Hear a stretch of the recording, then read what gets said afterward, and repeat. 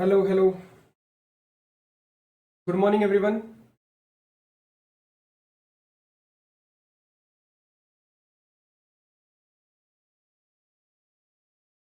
Audio video everything is clear.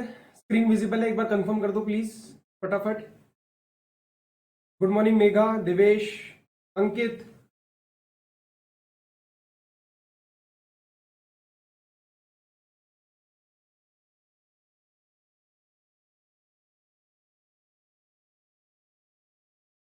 All good Angi, Nikita, good morning. 1 minute में start कर रहे हैं। Janvi, yes, good morning. पहले तो बताओ कल का रिवाइज किया आप सबने? ऋषभ गुड मॉर्निंग, अविनाश, धन्या। कल का रिवाइज किया है? बेसिक कंसेप्ट रिवाइज हो चुके हैं। आज से हम फॉर्मली स्टार्ट करेंगे हमारे डायरेक्टर्स चैप्टर से, that is chapter number 1, appointment and qualification of directors. Audio video all proper, great great Rishabh, thanks for the confirmation. Yes, revise किया है, everything clear, audio video clear. कल का रिवाइज हो चुका है, सबका मैसेज आ चुका है। Bhushan, yes, good good good, ठीक है। Yes sir, revise. Ravinash, great great great. Homework किया ना सबने?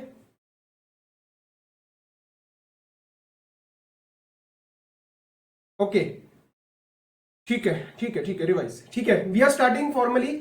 We are starting with our chapter number 1, that is appointment and qualification of directors. कल मैंने आपके इस चैप्टर के जो क्वेश्चन है, द क्वेश्चन बैंक मैंने इंसर्ट करा दिया था इन द गूगल ड्राइव, ठीक है। तो अगर कोई भी बुक्स का इशू अभी भी आता है, टेंशन मत लेना। जब तक बुक्स नहीं आती मैं नोट्स अपलोड कराता रहूंगा इन द पीडीएफ फॉर्मेट, तो don't worry about that. Books received, books received, okay, great great great, ठीक है। स्टार्ट कर रहे हैं यार formally. Chapter number 1, appointment and qualification of directors. As told, directors के 3 मोटे चैप्टर आते हैं, 3 मेजर चैप्टर है। क्या? Appointment and qualification, meetings of board, and third managerial remuneration.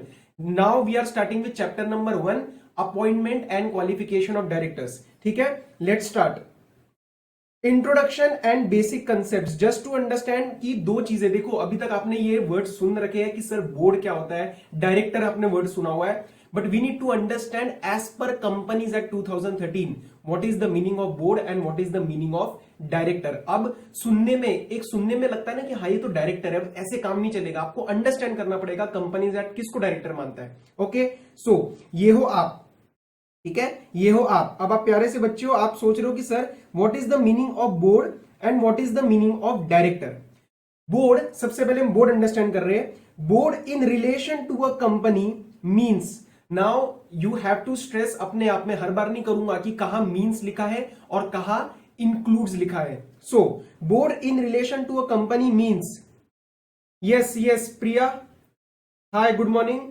अच्छा एक सेकेंड, बुक्स के order details in showing. Akhila, we will resolve this administrative queries हम व्हाट्सएप पे बाद में बात करेंगे। अभी let's start with the concept, सुबह का टाइम है, let's start with the concepts. So board in relation to a company, in relation to a company means the collective body of the directors of the company. सबसे पहली बात जो आपको ध्यान रखनी है, बोर्ड हम सिर्फ और सिर्फ कंपनी के रिलेशन में यूज कर सकते हैं, पार्टनरशिप फर्म में नहीं यूज कर सकते, एलएलपी में नहीं यूज कर सकते, इंडिविजुअल में नहीं यूज कर सकते। किस में यूज कर सकते हैं? सिर्फ और सिर्फ in relation to a company. Am I clear? अब in relation to a company it means the collective body of directors, मतलब एक से ज्यादा जब डायरेक्टर्स को कलेक्टिवली बोला जाएगा तो बोला जाएगा board, right. And what do you mean by director? Director means a director appointed to the board of a company. इन्होंने क्या बोला? डायरेक्टर मतलब who is appointed to the board of a company. अब मुझे एक बात बताओ ध्यान से, अगर मैं एक डायरेक्टर की तरह काम करता हूं, मुझे लोग डायरेक्टर समझते हैं, और मैं डायरेक्टर की तरह अपॉइंटेड नहीं हूं बोर्ड पे, क्या मैं डायरेक्टर माना जाऊंगा? आंसर इज नो, क्योंकि कंपनीज एक्ट का section number 2 clause 34 definition clauses है। सेक्शन नंबर 2 क्लॉज 34 कहता है कि सर क्या आप अपॉइंटेड हो? क्या आप अपॉइंटेड नहीं हो तो फिर आप डायरेक्टर नहीं हो। क्लियर? तो इसी तरीके से अगर आप यहां पे देखोगे, ये एक डायग्राम दिया हुआ है, this says that the collective body of the directors is known as board. क्या इन दोनों डेफिनेशंस में कोई इशू है? जल्दी से बताओ, क्या क्या इन दोनों डेफिनेशंस में कोई इशू है? आगे बढ़ रहा हूं मैं, ठीक है? Okay okay, clear. अब सर दिमाग में डाउट आता है कि कंपनी में डायरेक्टर्स वगैरह तो समझ आ गया, लेकिन डायरेक्टर्स की जरूरत क्या है? डायरेक्टर्स की जरूरत क्या हमें? See, there are 3 primary reasons. First, company is an artificial person. Company is an artificial person, not a natural one. एक बात बताओ, अब एक बात बताओ, आपका सुबह मन किया, आप क्लास में उठ के आ गए, आपका कल को मन करेगा आप घूमने चले जाओगे, आप तो नेचुरल पर्सन हो ना, आप कुछ भी कर सकते हो। कंपनी का जब मन करेगा तो कंपनी काम कैसे करेगी? कंपनी तो एक लॉ के नजरों में सिर्फ एग्जिस्ट करती है, हाँ या ना?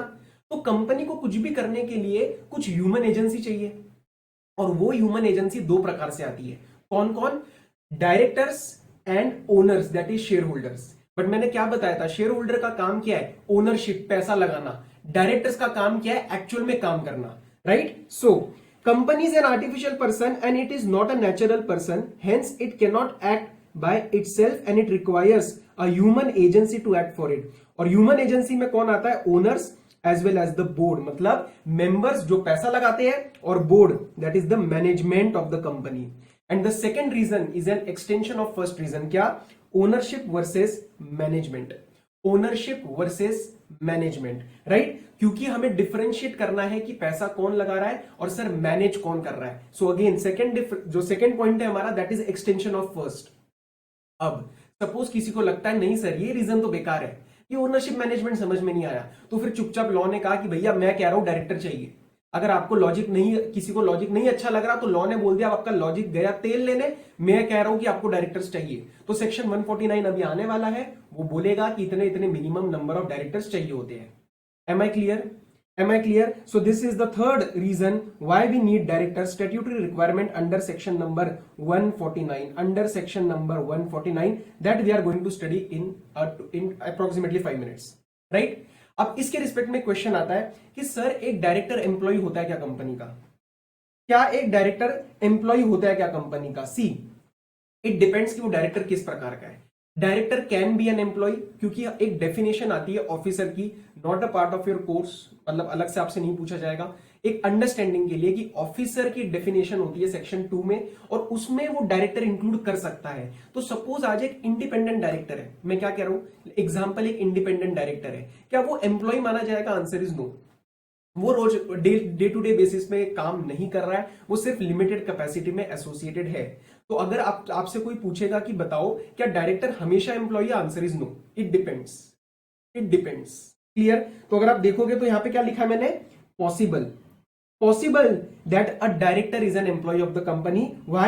Because officer's definition section 2 clause 59 includes a director and officer is an employee। मतलब ऑफिसर की डेफिनेशन में डायरेक्टर आ सकता है एंड ऑफिसर एक एम्प्लॉय होता है। तो क्वेश्चन आपको जो आंसर करना है कि क्या ऑफिसर में डायरेक्टर आएगा या नहीं आएगा, और वो डिपेंड करेगा डायरेक्टर कौन सा है। अगर मैनेजिंग डायरेक्टर है तो वो ऑफिसर है, और क्योंकि वो ऑफिसर है वो एम्प्लॉय है। लेकिन इंडिपेंडेंट डायरेक्टर कंपनी का ऑफिसर नहीं है, वो रोज टू डे बेसिस पे काम नहीं करता, तो फिर उस केस में वो हमारा एम्प्लॉय नहीं है। Clear? So director is an employee at certain times but not always। clear? yes, mega, very very good। whole time director can be an employee, correct। sir what is the legal position of directors? इसके ऊपर ना एक paragraph दिया हुआ है ICS study material में, legal नहीं है, अंडरस्टैंडिंग के लिए, तो उसी का मैंने ये पॉइंट दिया है कि आपके जो डायरेक्टर्स होते हैं वो एजेंट्स भी होते हैं और वो ट्रस्टीज भी होते हैं। एजेंट्स क्यों होते हैं? सर कंपनी के लिए काम करते हैं। और ट्रस्टीज कैसे होते हैं? आज कंपनी का सारा मैनेजमेंट वही तो कर रहे हैं, तो काइंड ऑफ ट्रस्ट जो है कंपनी का और ओनर्स का, वो डायरेक्टर्स के हाथ में तो दिया, तो they are acting as agents and they are acting as trustees. Am I clear? This was our basic introduction, बहुत ही बेसिक था। Now we are starting with our main section, section number 149। क्या? That is company to have board of directors. Company to have board of directors. सबसे पहला सवाल sub section 1 ने आपको उठाया कि सर कितने डायरेक्टर चाहिए, मतलब मिनिमम लिमिट और maximum limit. Kindly understand, how many directors? Every company, सबसे इंपॉर्टेंट बात कि every company needs certain directors. मैं ये नहीं कहता कि सिर्फ पब्लिक कंपनी, मैंने ये नहीं बोला सिर्फ private company, every company requires directors. अब कौन? It shall have board of directors consisting of individuals as directors and shall have, second analysis point, इन्होंने क्या बोला? Individuals as directors. Please mark this point, individuals as directors. Sir ऐसा क्यों बोला? अब एक बात बताओ, अगर मैं यहां पे कंपनी को अलाउ कर दूं, अगर मैं यहां पे कंपनी को अलाउ कर दूं, तो कल को कंपनी में भी तो आगे कोई इंडिविजुअली काम करेगा। अगर मैंने बोल दिया ए लिमिटेड हमारा डायरेक्टर है, तो ए लिमिटेड भी तो खुद एक आर्टिफिशियल पर्सन है, तो मुझे एट द एंड कोई ना कोई ह्यूमन एजेंसी चाहिए काम कराने के लिए। So we require only individuals as director. Why? Because the directorship is a position of trust as studied above. A director acts in a position of a trustee and we need to assign responsibility to that person. कल को company और firm को लगाना allow कर दोगे तो उनको पकड़ोगे कैसे? कंपनी खुद थोड़ी ना काम करेगी, कोई इंडिविजुअली काम करेगा उसके पीछे। So we require an individual as a director. इसके ऊपर एक क्वेश्चन आपको क्वेश्चन बैंक में भी मिलेगा, उसको बस रीड करना है, क्योंकि वो पॉइंट मैंने आपको यहां पे बता दिया है। क्या? Individual, the directorship position is of trust and we need to assign responsibility to the director। और कल को अगर गलतियां हुई तो उनको रिस्पॉन्सिबल भी हमें रखना पड़ेगा, कल को उनको डांटना भी पड़ेगा, उनको पनिश भी करना पड़ेगा।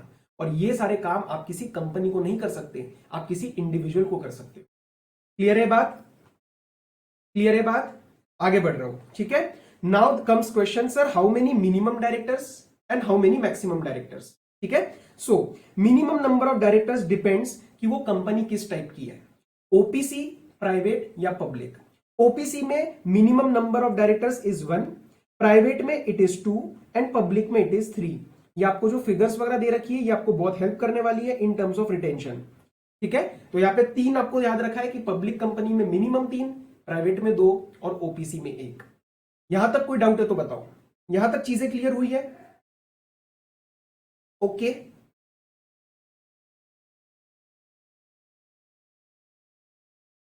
जल्दी से ओके कर दो, क्लियर, ओके ओके।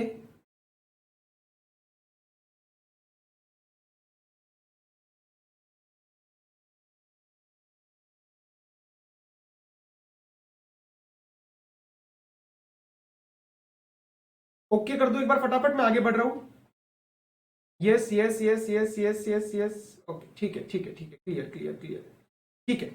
अब सर मैक्सिमम नंबर कोई लगाना है क्या? मतलब एक कंपनी में मैक्सिमम डायरेक्टर कितने हो सकते हैं? सिर्फ देखो सुनने में तो ठीक नहीं लग रहा है यार, कंपनी का काम बड़ा है तो फिर हम क्यों लगाएंगे कोई लिमिट? तो लॉ ने क्या बोला, एक जनरल लिमिट लगा लेते हैं, दैट इज 15।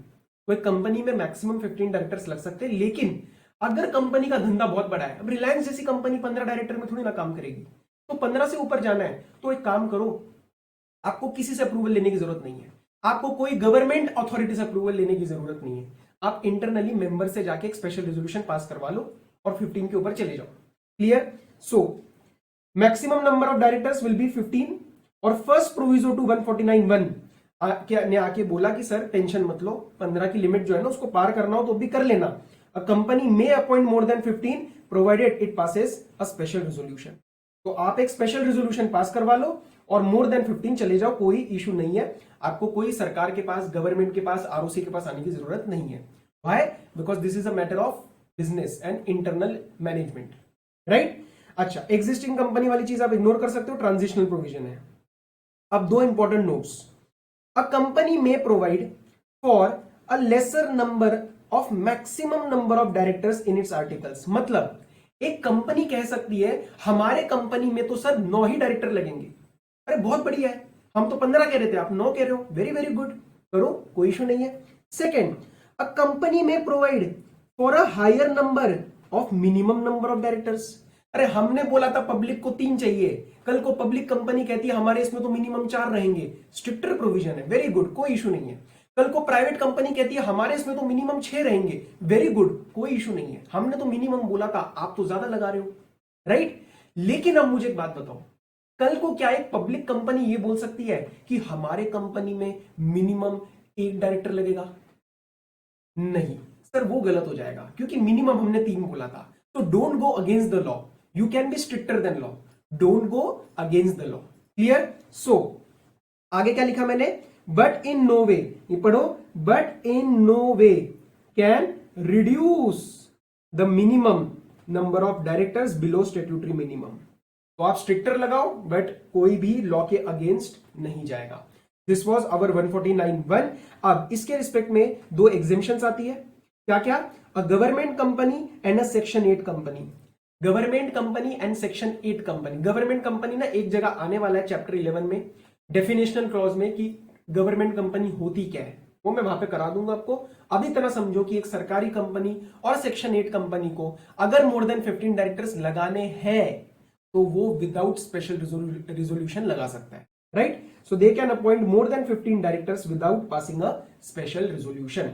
अब मैंने क्या किया आपके लिए, एक सेकंड रुको। ये देखो, ये जो एग्जेम्पशंस है ना, एग्जेम्पशंस का क्या था, मैं एग्जेम्पशंस अलग भी देता हूं और मैंने एम्बेड भी कर रखी है in the concept book, right. So ये जो एग्जेम्पशंस है ना, ये एक साथ जो दे रखी है, ये आपको बाद में रिवीजन के लिए काम आएगा, क्योंकि this is the proper language. अगर आप देखोगे तो चैप्टर वाइज एग्जेम्पशन प्रोवाइड करी गई है और हर एक कंपनी के लिए, जैसे गवर्नमेंट कंपनी के लिए क्या है, जैसे सेक्शन 8 कंपनी के लिए क्या है, राइट। सो हर एक के लिए अलग अलग एग्जेम्पशंस दे रखी है। और सिर्फ ऐसे नहीं कि 160 149 1 भी एग्जेम्प्ट है, उसके आगे का उसका इंटरप्रिटेशन इन वर्ड्स दिया हुआ है ताकि आप रिवाइज कर पाओ, ठीक है।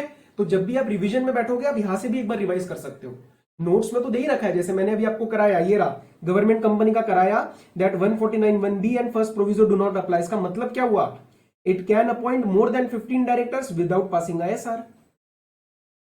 स्नेहल 7 बजे हमारी क्लास एग्जैक्ट स्टार्ट होगी, प्लीज ये ध्यान रखना सारे बच्चे, 7 बजे हम स्टार्ट कर देंगे। We will not be waiting because we have some time target also. हमें स्पीड और टाइम दोनों का ध्यान रखना है, क्योंकि 22 से 25 फरवरी तक आपको फ्री करना है अच्छे से, जल्दबाजी में नहीं, अच्छे से। तो 7 बजे हम एग्जैक्ट स्टार्ट करेंगे भाई, ठीक है। प्लीज कोई लेट नहीं आएगा, नहीं तो कंसेप्ट छूटेगा, ओके। सो ये एग्जामिशंस आपको दे रखी है। स्टार्ट में अगर आप देखोगे, यहां पे मैंने यहां पे 4-5 पॉइंट दिए हुए, ये है हमारे नोटिफिकेशन नंबर, ये है हमारे नोटिफिकेशन नंबर। सर क्या नोटिफिकेशन नंबर याद रखने हैं? आंसर इज नो, लेकिन समझने के लिए जरूरी है कि नोटिफिकेशन आया। और मैंने कल आपको क्या बताया था, गवर्नमेंट कंपनी, सेक्शन 8 कंपनी और एक प्राइवेट कंपनी, इनको अगर सारे एग्जामिशंस का फायदा लेना है तो 2 सेक्शंस का कंप्लायंस करना पड़ेगा, क्या, 92 एंड 137। 92 एंड 137, ठीक है। अगर ये दोनों सेक्शंस कंप्लाई किए तो ही उनको एग्जेम्पशन नोटिफिकेशन का फायदा मिलेगा। क्लियर है बात। निधि कंपनीज को भी एग्जेम्पशन होती है कई, लेकिन निधि कंपनीज को ये वाला कंप्लायंस की जरूरत नहीं है। आगे बताते हुए चलूंगा, लेकिन अभी इतना बस समझ लो। क्लियर है बात। सो अब चलते हैं हमारे बैक टू नोट्स। एक सेकेंड, ये हमारे एग्जेम्पशन हो गया, ये हो गया, ओके। आगे बढ़ते हैं। तो ये बात क्लियर है। अब मैंने हर जगह यहां पे ये नहीं दिया 92 137, आपको हमेशा ध्यान रखना है जब भी एग्जामिशन नोटिफिकेशन पढ़ोगे 92 और 137 कंप्लाई होना चाहिए। 92 क्या है, एनुअल रिटर्न। 137 क्या है, 137 क्या है, filing of financial statements. Snehal okay, कोई इशू नहीं है। अगर आपके एंड पे, आपके सिस्टम पे कोई भी इशू आता है, आपको बैकअप मिल रहा है, उस चीज को प्लीज देख लेना। अभी कंटिन्यू करो, ओके। ये था हमारा 149। अब इसके कुछ क्वेश्चंस देख लेते हैं, yes. Section number 149, question number 1, the number of directors appointed by each of the following companies is 9। मेरे सामने 4 कंपनीज दे रखी है, कौन कौन सी, pathway company limited, ABC private limited, manufacturing association, section 8 company और एक हिंदुस्तान लिमिटेड गवर्नमेंट कंपनी। इन चारों कंपनीज में अब आपको देखो, क्वेश्चंस का जब एनालिसिस करोगे या क्वेश्चन को रीड करोगे, आपको स्मार्ट रीड करना है। While reading this question you should have a quick understanding कि यार पहली पब्लिक कंपनी है,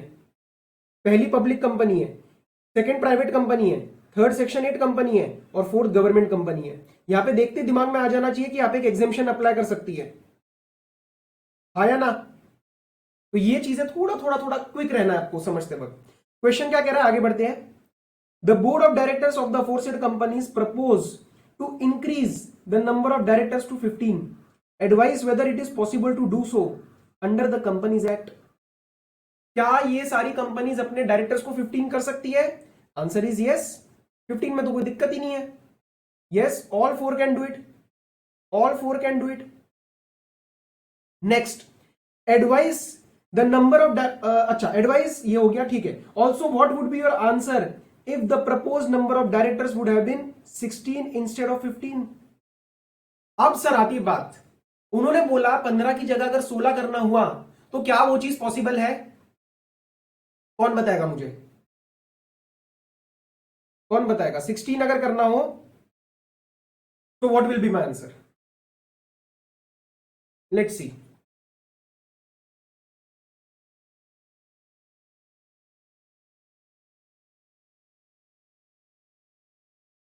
ऋषभ कह रहा है यस 16 पॉसिबल है। थोड़ा सा अपने को बेटर आंसर देना है, यस की जगह थोड़ा सा ऋषभ डिटेल। एस आर, अखिला कह रही है S R, okay. 149 proviso S R, bypassing S R, okay. S R S R S R S R, ठीक है, ओके। सो प्लीज अंडरस्टैंड कि आपको इसके अंदर प्रॉपर क्या समझना है कि हमारी जो पहली दोनों कंपनीज है पब्लिक और प्राइवेट, जो हमारी पहली दोनों कंपनीज है पब्लिक और प्राइवेट, ये दोनों कंपनीज कर सकती है by passing S R. And जो तीसरी एंड चौथी है, जो तीसरी एंड चौथी है, they can do without S R provided 92 and 137 is complied. Am I clear? Yes Avinash, that is an exact, yes yes Avinash, good. वो एक एक्स्ट्रा पॉइंट भी आप लिख सकते हो कि अगर आर्टिकल्स, वो वाली बात अभी आएगी, आर्टिकल्स वाली हम स्पेसिफिकली अभी ना लिखे तब भी चलेगा। Jugal correct, section 8 and government without SR, ठीक है। तो आपको ध्यान से एनालाइज करना है कि इन चारों में हमें अलग अलग आंसर देने पड़ेंगे। नोटिफिकेशन नंबर लिखने की जरूरत नहीं है, मैंने आंसर में दिया है, बट आपको लिखने की जरूरत नहीं है। 3 and 4 without SR, very good Snehal, okay. तो दिस वन इज क्लियर, ये हो गया, ये हो गया, ठीक है। ये वाला आप कर सकते हो। एक अविनाश ने अच्छा पॉइंट रेज किया, मैं अभी क्लियर कर देता हूं। आपको मैंने बताया था कि आर्टिकल्स की अमेंडमेंट कैसे होती है?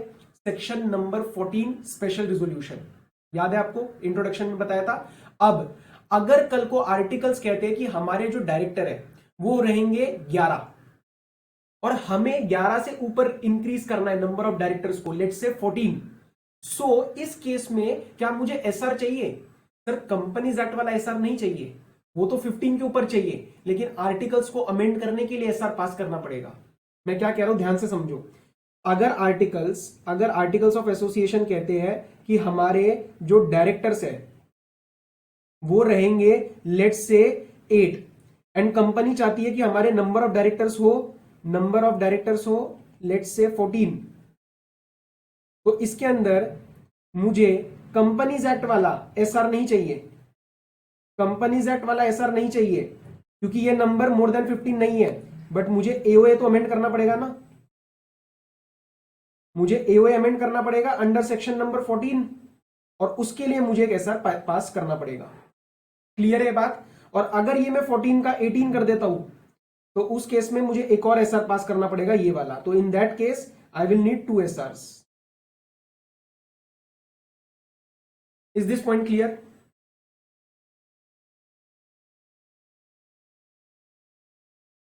ओके ओके, आगे बढ़ रहे हैं। ये वाला आप कर सकते हो, ये वाला आप कर सकते हो, ये वाला भी आप कर सकते हो, ठीक है ठीक है ठीक है। अब मैं आ रहा हूं जरा अगले सेक्शन पे।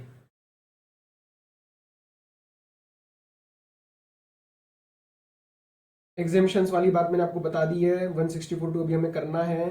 Okay let's move ahead. Great great, सबको समझ में आ गया। Section number 164, disqualifications for appointment of director. अब देखना बहुत इंपॉर्टेंट सेक्शन स्टार्ट हो रहा है, सेक्शन नंबर 164। 164(1) में दो तरीके हैं फॉल करने के।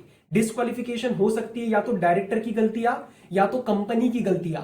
डायरेक्टर की गलतियां 164 सबसेक्शन 1, कंपनी की गलतियां 164 सबसेक्शन 2। कंपनी की गलती हुई तो सारे डायरेक्टर्स फंस जाएंगे, डायरेक्टर की गलती हुई तो जिस डायरेक्टर ने गलती करी वो फंसेगा। So let's start. 164 subsection 1, reasons related to director himself. Reasons related to director himself, दुखी तो है। मैंने कहा क्यों दुखी है? कह रहा है सर मेरी गलती हो गई है। मैंने कहा ठीक है रुक जा, भी बात करते तेरी क्या गलती हुई। सेकंड वाले में भी दुखी है, पर वो क्या कह रहा है? Sir mistake of one of the companies in which I am a director. गलती तो हुई बट कंपनी की गलती हुई जिसके अंदर वो डायरेक्टर था।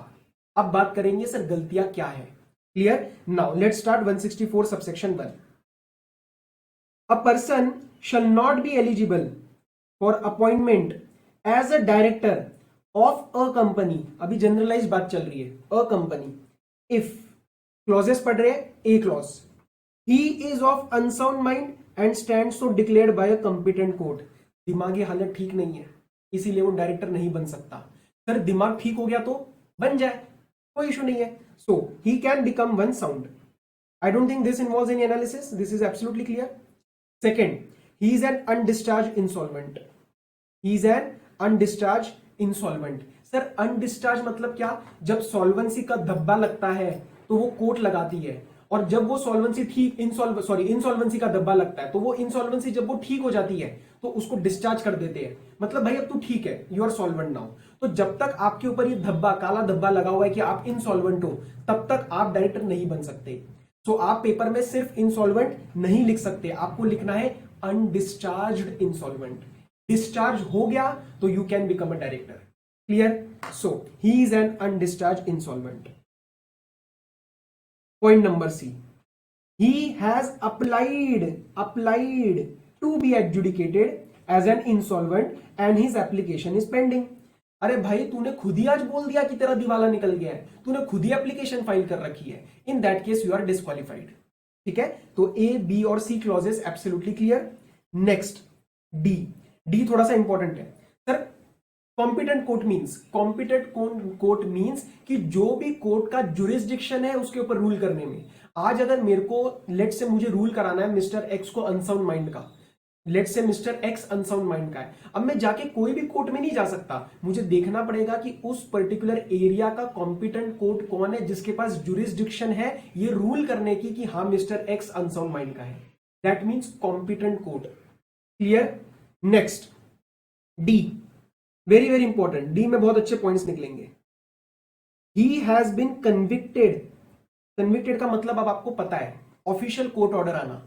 ही has been convicted by a court. अब कोर्ट कोई भी हो सकता है, यहां पे कोर्ट कोई भी हो सकता है, इंडिया का भी हो सकता है, अब्रॉड का भी हो सकता है। And he is convicted of by court of any offence whether involving moral turpitude or otherwise. मतलब उसका कन्विक्शन हुआ और किस वजह से हुआ, उसने कोई ऑफेंस किया। कैसा ऑफेंस? मॉरल वैल्यूज के अगेंस्ट या अदरवाइज। और कल मैंने अदरवाइज का मतलब बताया था, कंपनीज एक्ट का ऑफेंस। क्लियर? नाउ आगे, एंड मतलब कन्विक्ट होने के बाद क्या हुआ?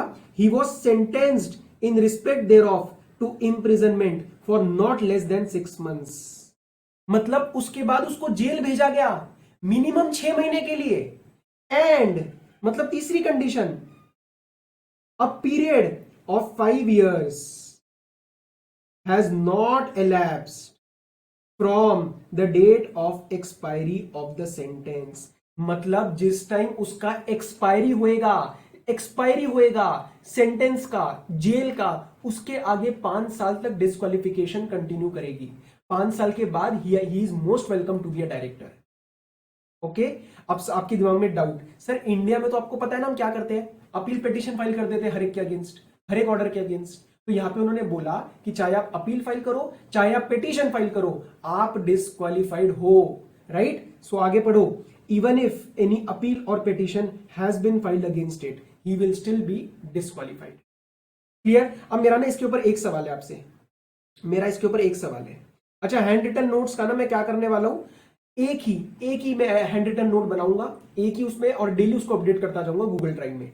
अभी आई नो आपको ड्राइव और ये थोड़ा थोड़ा भी प्रॉब्लम, किसी 1-2 स्टूडेंट्स के आ रहे मैसेजेस, थोड़ा सा टाइम दो। टीदिंग प्रॉब्लम्स कहते हैं इसको, जब भी कोई नई चीज स्टार्ट होती है 1-2 दिन में सारा रिजॉल्व हो जाएगा। कोई भी क्वेरी बाद में आएगी, हम बात करके मैं आपका रिजॉल्व कर दूंगा। राइट? So don't worry. अब पहले समझो, यहाँ पे मैंने क्वेश्चन पूछ रहा हूं आपसे, मैं आप एक क्वेश्चन पूछ रहा हूं with respect to section number 164 1D। मेरा सवाल है, यहां पे सपोज एक कन्विक्शन हुआ और उसको जेल हुई लेट से 2 साल की। ठीक है, यहां पे उसको जेल हुई 2 साल की। अब मेरा सवाल है यहां पे कि उसका टोटल पीरियड ऑफ डिस्क्वालिफिकेशन क्या रहेगा। ये है मिस्टर एक्स और ये बहुत दुखी है। मैंने कहा क्या हुआ? कह रहा है सर कन्विक्शन हो गया है और मैं 164 1D में फंस रहा हूं। उसने मेरे से आके सवाल पूछा, आपसे आके सवाल पूछा, sir total period of disqualification बताओ।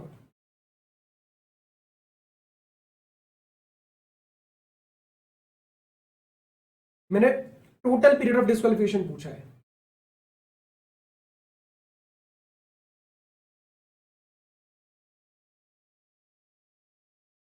ओके, आंसर्स आ रहे हैं, लेट्स से क्या क्या आंसर्स आ रहे हैं, पहले आने दो, मैं लिखता जाऊंगा। अरे वाह, ये क्लास तो बहुत ही अच्छी मिली है मेरे को, सारे सही, सही जवाब दे रहे हैं यार, वेरी गुड। अरे यार सारे सही जवाब दे रहे हैं, तो मैंने इतना क्वेश्चन क्यों बनाया है? मुझे लगा मैं गलतियां कराऊंगा और मेरे को लगेगा पता नहीं मैंने क्या बता दिया। बहुत बढ़िया। आए दो गलत जवाब आए। अखिला एंड भूषण, अखिला एंड भूषण ने बोला 5 years और मेजरली सारे कह रहे हैं 7 years। विवेक ने भी बोला 5 years। रेयासाम 5 years। Why are you saying 5 years? See, please understand, this conviction is this particular, in this particular case the imprisonment period is for 2 years. Yes or no? When that person is in jail, can he be a director? He is disqualified ना उस time भी। मैंने क्या पूछा? Total period, मैंने पूछा total period. तो this 2 years plus the 5 years of cooling off period needs to be counted from expiry. I purposely didn't give stress, जब मैं यहां पे बात कर रहा था मैंने जान के आपको स्ट्रेस नहीं दिया इस पर्टिकुलर पॉइंट पे। अब आपको स्ट्रेस देना है एक्सपायरी। बच्चे यही गलती करते हैं, 5 साल गिनना है एक्सपायरी से, 5 साल गिनना है एक्सपायरी से। तो जब, वेरी गुड हनी, दिव्येश, स्नेहल, बाकी सबका सही है। So please understand that when that person is in jail, यहां पे भी तो वो डिस्क्वालिफाइड है 2 साल के लिए, और प्लस आगे यहां पे हुआ उसका एक्सपायरी ऑफ सेंटेंस, और एक्सपायरी से आगे और 5 साल, तो टोटल पीरियड ऑफ डिस्क्वालिफिकेशन हुआ 2 + 5 = 7 years। जिन्होंने आंसर 5 दिया था, क्या ये बात क्लियर है? भूषण, विवेक, आगे बढ़ रहा हूं मैं, ठीक है?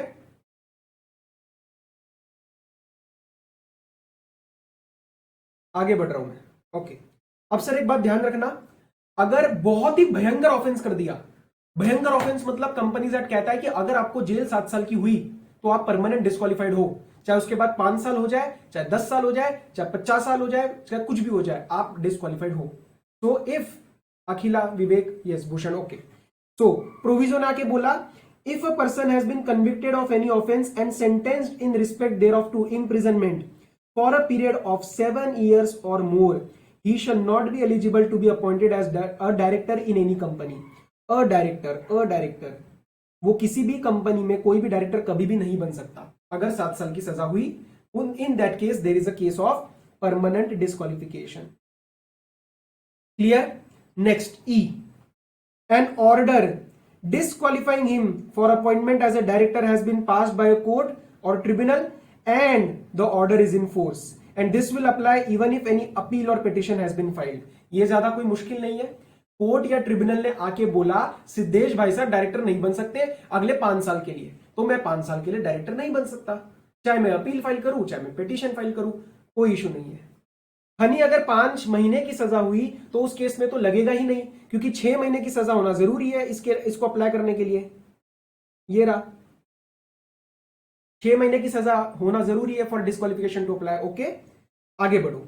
F, he has not paid any calls in respect of any shares of the company held by him whether alone or jointly with others. पहली बात ये क्या कह रहा है कि उसके पास कोई शेयर्स है। करेक्ट जुगल, करेक्ट। वो मेंबर की तरह बन सकता है लेकिन डायरेक्टर की तरह नहीं। वो मेंबर बन सकता है, यहां पे मैं डायरेक्टर की बात कर रहा हूं। वो मेंबर बनेगा लेकिन वो डायरेक्टर नहीं बन पाएगा। तो इफ इज कन्विक्टेड, ठीक है।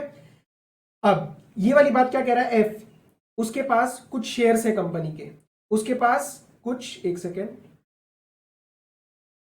उसके पास कुछ शेयर्स है कंपनी के और वो उसके ऊपर कोई कॉल्स है, वो उसने पे नहीं करे हैं। अब यहां पे आपको ध्यान रखना है, this is a company specific disqualification. Why? Because I am saying the word the. जिस कंपनी के कॉल्स उसने नहीं पे करे उस कंपनी में वो डायरेक्टर नहीं बन सकता। This is a very specific case. और उसने कब तक नहीं पे किया? 6 महीने तक। ठीक है, आगे पढ़ो। And 6 months have elapsed from the last day fix for the payment of the call. आपसे पैसा मांगा गया था, आप मेंबर हो कंपनी के और आप 6 महीने से पैसा नहीं दे रहे हो, तो अब आप उस कंपनी के डायरेक्टर नहीं बन सकते। अरे पैसे तो है नहीं तुम्हारे पास देने के, तुम डायरेक्टर कहां से बनोगे? क्लियर है बात? This is a company specific disqualification, गलती मत करना। This analysis comes from the company rather than a company. Clear? Next G, he has been convicted of the offense dealing with related party transactions under section 188 at any time during the last preceding 5 years, and this will also apply even if any appeal or petition is filed against it. अब ये क्या कह दिया इन्होंने? ये कह रहे हैं सेक्शन नंबर 188 अभी हमने कवर नहीं किया, चैप्टर 2 में कराऊंगा। वहां पे आप कन्विक्ट हो चुके हो और कन्विक्शन के बाद 5 साल तक आप डिस्क्वालिफाइड रहोगे। 5 साल होने के बाद आप डायरेक्टर बन सकते हो। क्लियर? अब इसका मैं एक आपको इंटरप्रिटेशन पॉइंट दे रहा हूं जो आपको मे भी सब जगह ना मिले। राइट? 188 में अभी नहीं पढ़ा है ना, इसलिए मैं आपको अभी पूरा डिटेल में नहीं जा रहा, बस हिंट दे रहा हूं। 188 जब आप पढ़ोगे तो 188 में ना कन्विक्शन होता ही नहीं है। 188 में कन्विक्शन होता ही नहीं है। 188 में पेनल्टी लग जाती है बस, और रिकवरी हो जाती है जो भी लॉस हुआ है। कन्विक्शन का मतलब क्या होता है? मैंने बताया था ना कल, कोर्ट कोई ऑर्डर पास कर रहा है कि हाँ ये बंदा गिल्टी है। अरे 188 में जब कोई कोर्ट का इन्वॉल्वमेंट ही नहीं है तो कन्विक्शन कैसे होगा? और सर कन्विक्शन ही नहीं हुआ तो यहां पे ये चीज कैसे पूरी होगी? But not required for your exams. Clear? आगे बढ़ते हैं। H, he has not complied with subsection 3 of 152 that is DIN number. Sir हर एक इनकम टैक्स में जैसे पैन चाहिए, आज हर एक इंडियन को आधार चाहिए, उसी तरीके से डायरेक्टर बनने के लिए आपको डिन नंबर चाहिए। ये एनी अदर नंबर ना प्रिस्क्राइब्ड है, लेकिन मतलब प्रिस्क्राइब किया जा सकता है लेकिन कुछ प्रिस्क्राइब नहीं है। तो लर्न करते हो तो आपको दोनों लर्न करना है। डिन नंबर भी मिल सकता है, कोई और अदर नंबर भी, बट अदर नंबर अभी कुछ नहीं है, मेन ध्यान रखना है डिन पे। And next, he has not complied with the provisions of subsection 1 of section number 165 that deals with number of directorships। 165 अभी कराने वाला हूं, that deals with number of directorships, कि कितने कंपनी में मैं डायरेक्टर बन सकता हूं। क्लियर है? हनी, जिस टाइम अपॉइंटमेंट हो रही है उस दिन अगर मैं डिस्क्वालिफाइड हूं तो मैं नहीं बन सकता। ऑब्वियसली मैं तभी देखूंगा ना जब मैं अपॉइंट हो रहा हूं। ठीक है, आगे। अब 164(1) में ये ही क्लॉजेस थे, ये मेरी गलतियां थी, डायरेक्टर की गलतियां थी। क्या यहां तक कोई इशू है? अब मैं आगे बढ़ रहा हूं 164(2) में। Okay okay okay, clear. 164(2) में ध्यान से समझना क्या होने वाला है। मैं किसी कंपनी में डायरेक्टर हूं, ए लिमिटेड है, और मैं इस कंपनी में डायरेक्टर हूं। मैं इस कंपनी का जो डायरेक्टर हूं और इस कंपनी ने कुछ गलती करी। अब क्योंकि इसने कुछ गलतियां करी और अगर ये 164(2) में फंस गया तो मैं 5 साल के लिए डिस्क्वालीफाई होने वाला हूं।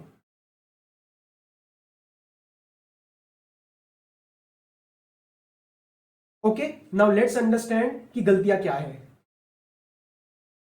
रेसम पॉइंट नंबर डी में क्या इशू एग्जैक्टली, क्योंकि बहुत बड़ा है, एक बार प्लीज इसको रिवाइज करो। क्वेरी आती है तो व्हाट्सएप पे पूछ लेना, क्योंकि इसका एनालिसिस पूरा हो चुका है। अभी प्लीज आगे बढ़ते हैं। स्पेसिफिक पॉइंट अगर है तो प्लीज व्हाट्सएप, अगर मोटा मोटा कुछ क्वेरी है तो क्लास में। ठीक है, एक बार प्लीज इसको एक बार रिवाइज करना, आधे क्वेरीज आपके घर पे रिवीजन के टाइम निकल जाएंगे। ठीक है, अभी फ्लो नहीं खराब करते please. Section number 164(2), default by company in which he is a director. Company ने कुछ गलतियां कर दी है। क्या? नो पर्सन हु इज और has been a director of a company which commit certain defaults. मैं किसी कंपनी का डायरेक्टर हूं या था, पास्ट टेंस भी कवर किया है। Very very important point, has been word has been used. मतलब अगर कंपनी ने जब ये डिफॉल्ट किए, अगर मैं उस दिन डायरेक्टर था तो भी मेरे ऊपर ये चीज लग जाएगी।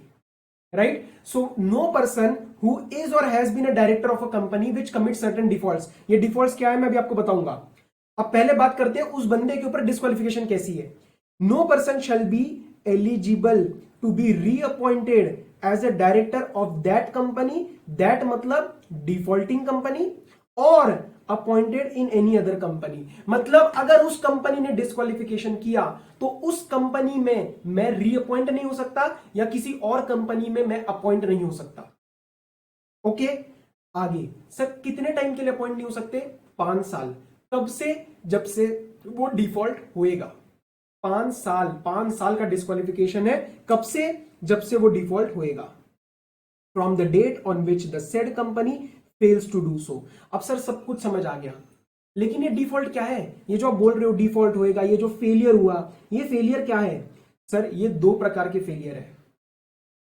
रेसाम no no no, 7 years is not for, yes yes, मतलब ऑब्वियसली एक ऑफेंस हुआ ना, टोटल नहीं करना रेसाम, टोटल नहीं करना। एक ऑफेंस के लिए अगर आप 7 साल जेल चले जाते हो तो आप परमानेंटली डिस्क्वालिफाइड हो। प्लीज आगे बढ़ो। नाउ अब आपको पढ़ना है कि सर ये डिफॉल्ट कौन से है, कंपनी ने क्या क्या गलती करी। पहली, either the company has not filed financial statements और एनुअल रिटर्न्स। कंपनी ने अपने फाइनेंशियल स्टेटमेंट्स या फिर एनुअल रिटर्न्स नहीं फाइल करे। कब तक? For any continuous period of 3 financial years. 1 साल गलती समझ आती है, 2 साल गलती समझ आती है नॉन फाइलिंग की, 3 लगातार साल, अब आपके सारे डायरेक्टर्स 164(2) में फंस जाएंगे। ओके, अब इसमें ध्यान बस आपको ये रखना है, कंटिन्यूअस। 1 साल किया, दूसरे साल मिस कर दिया, तीसरे साल किया, चौथे साल मिस कर दिया, 164(2) नहीं लगेगा। 2 साल नहीं मिस, 2 साल मिस कर दिया, 1 साल फिर पूरा कर दिया, नहीं लगेगा। क्लियर? सो टोटल नहीं करना है, 3 फाइनेंशियल ईयर लगातार देखने हैं। और the company has failed to repay the deposits accepted by it or pay any interest there on.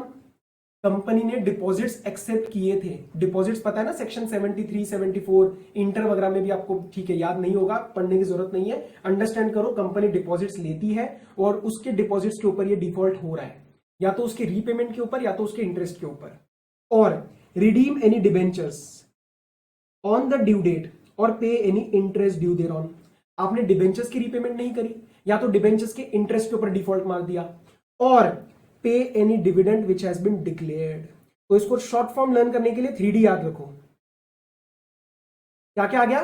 Deposits, debentures and dividend. अब very very important interpretation point, यहां पे उन्होंने क्या बोला, ध्यान से, पे एनी डिविडेंड डिक्लेयर्ड। क्या मेरा एक सवाल है आप लोगों से कि क्या ये प्रेफरेंस डिविडेंड है या इक्विटी डिविडेंड है?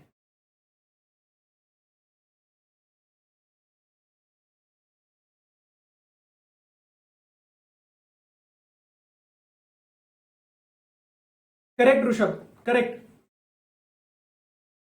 आगे बढ़ो। क्या ये डिविडेंड डिक्लेयर्ड वाली बात इक्विटी के लिए बोल रहे हैं या प्रेफरेंस के लिए?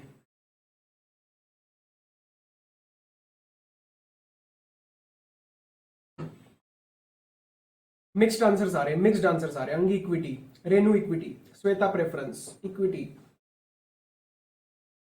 वेंकट उसकी बात मैं 167 में करूंगा, 2 मिनट रुको। अंगी प्रेफरेंस नॉट इंक्लूडेड, इक्विटी दोनों preference, both both both.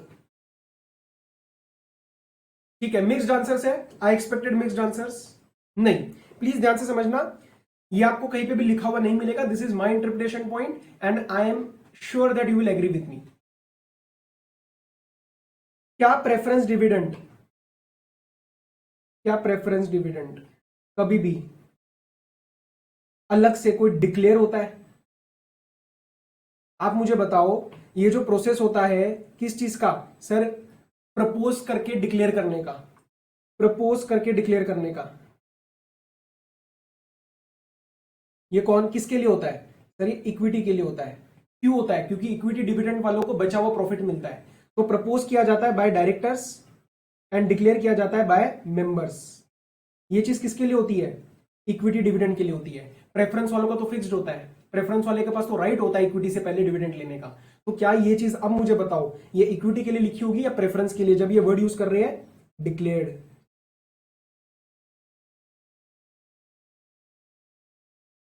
Correct Priyadarshini, correct correct Divyesh. I think now this point is clarified.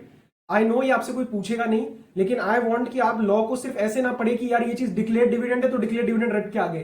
अरे प्रेफरेंस और इक्विटी दो प्रकार के डिविडेंड होते हैं, यहां पे इक्विटी की बात करी जा रही है। क्यों? क्योंकि प्रेफरेंस डिविडेंड का कोई डिक्लेरेशन नहीं होता है, इक्विटी डिविडेंड का प्रपोज एंड डिक्लेरेशन होता है, बिकॉज इक्विटी डिविडेंड वालों को बचा हुआ प्रॉफिट मिलता है।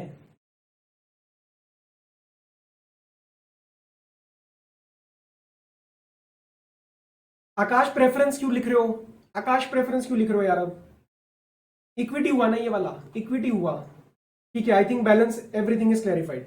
ओके, अब ये डिविडेंड कब तक, ये जो 3D का जो भी प्रॉब्लम हुआ, ये जो 3D का प्रॉब्लम हुआ, ये कब तक हुआ?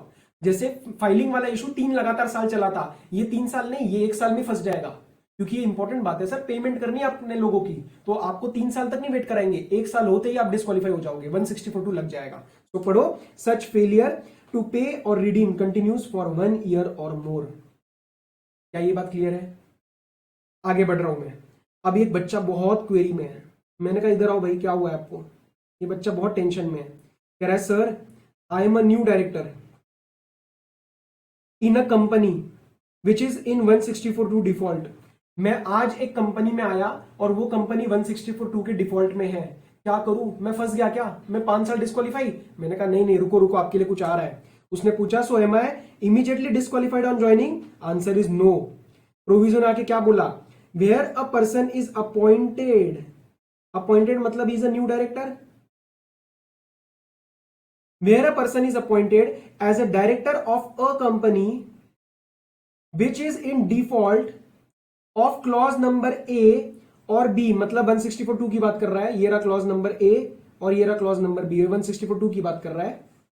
He shall not incur the disqualification for a period of 6 months from the date of appointment। आप यहां पे लिखो प्यार से इम्यूनिटी पीरियड।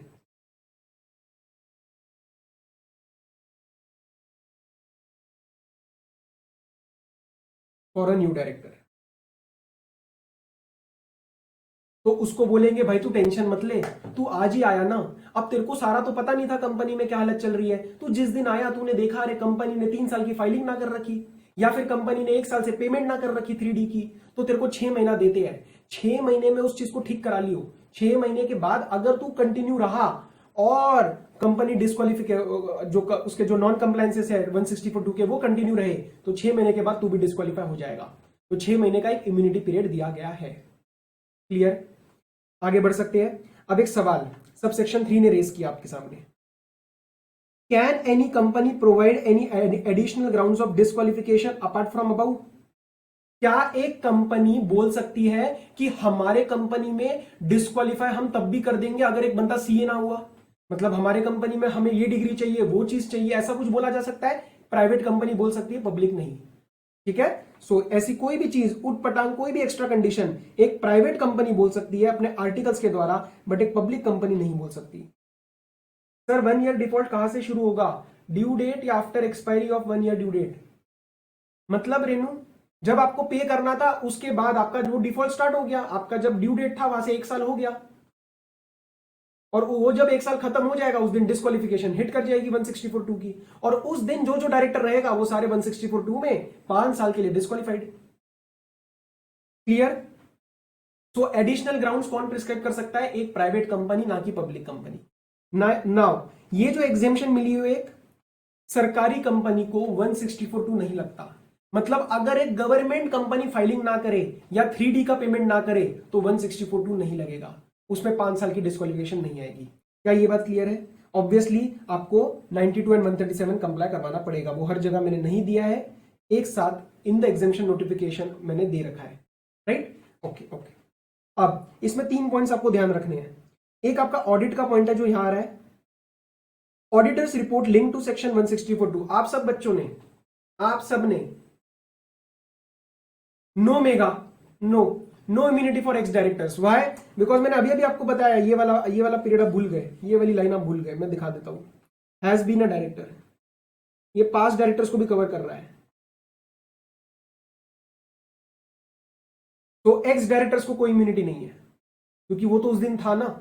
अपने को क्या देखना है, जब ये 164(2) का जो पीरियड हिट कर रहा है, चाहे वो 3 साल वाला हो चाहे वो 1 साल वाला हो, वो जिस दिन कंप्लाई हो रहा है उस दिन, that particular day, that day who is a director?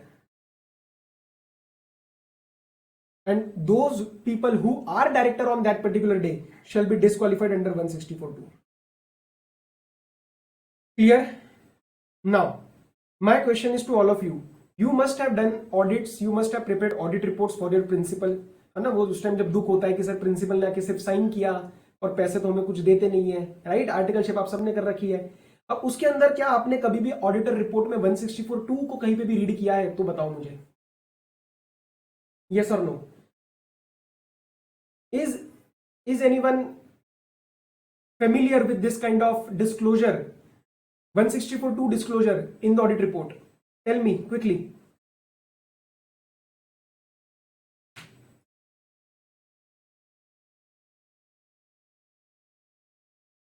No, Avinash ने किया, good. Megha no, no no no, किसी ने नहीं किया यार, अविनाश ने किया सिर्फ। We need to report if any director is disqualified, correct? Shweta, good. ठीक है, सो समझना, ऑडिटर को जो अपनी रिपोर्ट देता है उसके अंदर उसको बताना पड़ता है कि क्या जिस कंपनी का मैं ऑडिट कर रहा हूं इसके अंदर कोई भी डायरेक्टर 164(2) में डिस्क्वालिफाइड है या नहीं है। ठीक है, ठीक है, गॉट इट, किया है, कुछ जनों ने किया है, गुड। तो अपने को ये बताना पड़ता है कि क्या कोई 164(2) में डिस्क्वालिफाइड है या नहीं है। और ये किसने बोला है? Companies act section 143 sub section 3 clause number जी। ये आप सीए फाइनल ऑडिट में पढ़ते होंगे। अगर आपने केसवानी सर से पढ़ा है तो उनसे आपने ये चीज पढ़ी होगी, ठीक है, या आपने जिससे भी ऑडिट पढ़ा है, right? Yes Avinash, good, very good, Avinash ने बड़ी ऑडिट किया हुआ है। तो पढ़ो, auditor shall state in his report whether any director is disqualified from being appointed as a director under 164(2). और ये किसने बोला? ये डिस्क्लोजर देने के लिए 143 सबसेक्शन 3 क्लॉज नंबर जी। सो नेक्स्ट, अब आपके दिमाग में डाउट, सर सपोज कंपनी ने वो डिफॉल्ट किया और उसके बाद उसको ठीक कर दिया, तो क्या अभी भी डिस्क्वालिफिकेशन लगेगा? Answer is yes. अगर कल को मैं इसको मना कर दूंगा, मतलब मैं कह दूंगा डिस्क्वालिफिकेशन नहीं लगेगा, तो कंपनी क्या करेगी कि यार चलो 3 साल नॉन फाइलिंग होने दो, चौथे साल कर देंगे। तो ऐसे तो फिर पूरा लॉ का प्रोविजन भी हमारा डिफीट हो जाएगा। तो चाहे कंपनी उस डिफॉल्ट को ठीक करे या ना करे, हमें फर्क नहीं पड़ता, 5 साल का डिस्क्वालिफिकेशन अप्लाई कर जाएगा, right? So, if 164(2) default is made good by the company, still the director shall continue to be disqualified. Next, can a minor become a director? Sir आपने अभी तक 164 पढ़ाया,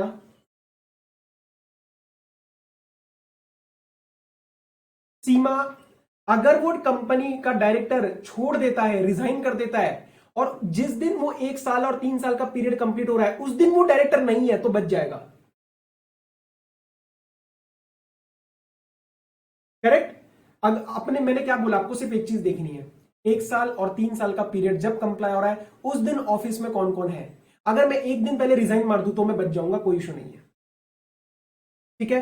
अब आपका एक क्वेरी आना चाहिए, सर 164 आपने पढ़ाया और 164 में कहीं पे भी एज वाली बात तो लिखी नहीं है। एज वाली बात क्या लिखी है? 18 और 20। तो क्या एक माइनर भी डायरेक्टर बन सकता है? Answer is no. Why? Because जब आप डिन अप्लाई करते हो, आपने अगर किसी ने आर्टिकलशिप में डिन वगैरह एप्लीकेशन फाइल करी होगी DIR 3, तो आपको उसमें पता होगा कि मेजोरिटी वाला बंदा ही डिन एप्लीकेशन फाइल कर सकता है।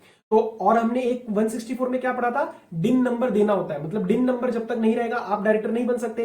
तो सीधा सीधा नहीं बोला मेजोरिटी, लेकिन इनडायरेक्टली बोल दिया, क्योंकि माइनर डिन के लिए अप्लाई नहीं कर सकता और डिन नहीं रहेगा तो वो डिस्क्वालीफाई हो जाएगा, क्योंकि वो डायरेक्टर नहीं बन सकता। क्या ये बात क्लियर है?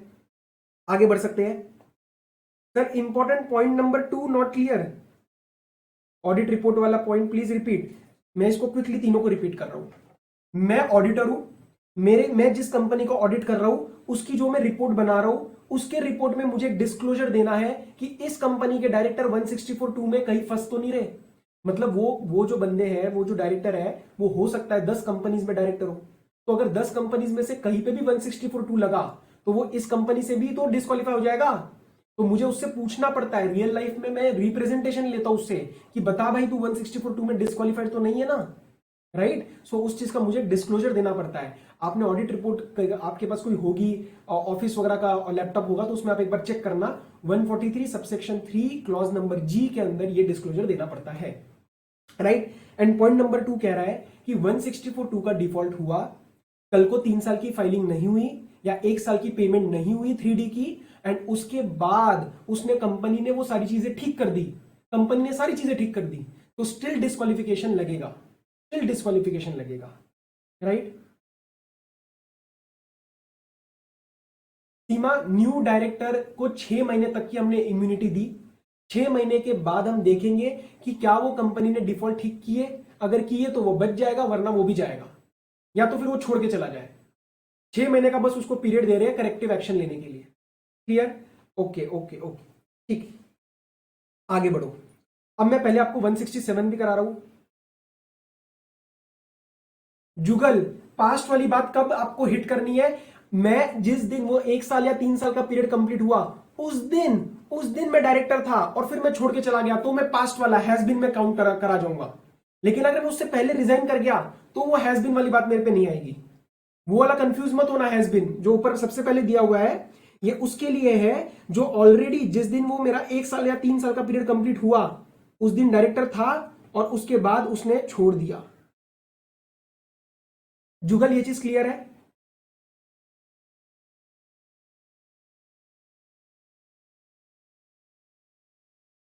यस अखिला, यस, कंटिन्यूस 7 years। ठीक है, आगे बढ़ रहे हैं। ओके ओके, क्लियर है।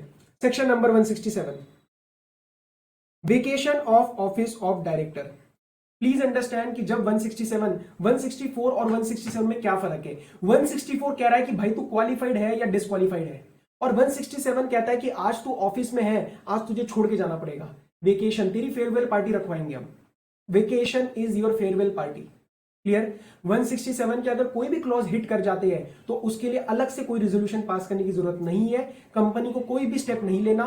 जिस दिन वो क्लॉज हिट करेगा उस दिन छोड़ के जाना पड़ेगा। So no opportunity of being required, no resolution required, directly he needs to leave the office. Okay, अब पढ़ो क्या क्या ग्राउंड्स है। 167 subsection 1, grounds of vacation. The office of a director shall become vacant in case he incurs any of the disqualification specified in 164। अगर 164 का कोई भी disqualification लग जाता है तो मुझे ऑफिस को छोड़ के जाना पड़ेगा। मेरे को कोई किसी से कुछ नहीं पूछना, कुछ भी नहीं करना, I have to leave the office. Now very very important proviso comes with respect to clause number A which says what, let's understand. ये हूं मैं, I am a director in 3 companies.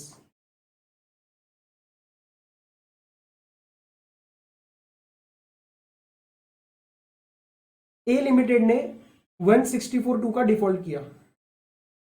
क्या था 164(2)? With respect to filing or with respect to payment उसने default कर दिया 164(2) का। अब मेरा सवाल है कि मैं किन किन कंपनीज में से छोड़ के जाऊंगा। अभी तक जितना पढ़ा उसके हिसाब से आंसर बनेगा कि मुझे तीनों कंपनीज को छोड़ के जाना पड़ेगा, right, because I am disqualified under 164। But proviso आया, उसने बोला रुक रुक रुक, उसने बोला सिद्धेश साहब रुको जरा 2 मिनट रुको, आप ए लिमिटेड में से मत छोड़ो, आप ए लिमिटेड में से मत छोड़ो, आप बी लिमिटेड में से वेकेट करो और आप सी लिमिटेड में से वेकेट करो। मैंने कहा क्यों क्यों नहीं छोड़ के जाऊंगा मैं ए लिमिटेड? उसने कहा सर अगर ए लिमिटेड में से सारे छोड़ के चले गए ना, ए लिमिटेड में से सारे डायरेक्टर छोड़ के चले गए तो फिर ए लिमिटेड का काम कौन करेगा? जो डिफॉल्ट हो रहा है उसको ठीक कौन करेगा, राइट? सो जो डिफॉल्टिंग कंपनी है, ये जो डिफॉल्टिंग कंपनी है, इस डिफॉल्टिंग कंपनी को छोड़ के बैलेंस कंपनीज में से मुझे वेकेट करना है। ऑलरेडी कई जनों ने आंसर दे दिया है, महक ने सही दिया है, अंगी ने सही दिया है। ओके, अब प्लीज अंडरस्टैंड ये प्रोविजो क्या कहता है। Where he incurs disqualification under 164(2), the office, 164(2) कौन सा है? कंपनी की गलतियां। The office of the director shall become vacant in all the companies other than the company which is in default under that subsection। मेरे case में it was A limited। Okay, so this point needs to be taken care of, very very important। You will find a lot of questions on these 2 topics। Next, he absents, next clause, he absents himself from all the meetings of the board of directors held during a period of 12 months with or without seeking leave of absence of the board। अरे भाई, I appointed you as a director, 12 महीने तक till 12 months you are not coming to the meetings, you are missing the meetings. Now he may reply, but sir I ask for leave of absence, I ask for leave of absence, मुझे तो छुट्टी मिली थी board से. मैंने कहा regardless of that you are disqualified, regardless of that you are disqualified. Clear? तो 12 महीने में एक ना एक मीटिंग अटेंड कर लेना. इसके ऊपर क्वेरी आती है, सर अगर हमने वीडियो कॉन्फ्रेंसिंग से अटेंड करी या ऑडियो विजुअल मीन से अटेंड करी, जो चैप्टर नंबर 2 में आता है, then you are not disqualified. अरे मैं तो आपको कह रहा हूं आप सिर्फ अटेंड करो, आप एब्सेंट मत रहो. आप अटेंड चाहे फिजिकली करो चाहे वीडियो कॉन्फ्रेंसिंग करो, अब अटेंड करो आप बस. राइट? नेक्स्ट, सी और डी दोनों 184 का डिफॉल्ट है. 184 अभी आपको समझ में नहीं आएगा, थोड़ा क्वेरीज आएंगी तो 184 होने दो, रिवीजन के टाइम समझ आ जाएगा. ठीक है? 184 चैप्टर नंबर 2 में आने वाला है. तो 184(2) में बेसिकली मुझे डिस्क्लोजर देना पड़ता है अपने इंटरेस्ट का, तो 184(2) होने के बाद यहां समझ आ जाएगा. आगे, he is removed in pursuance of the provisions of this act.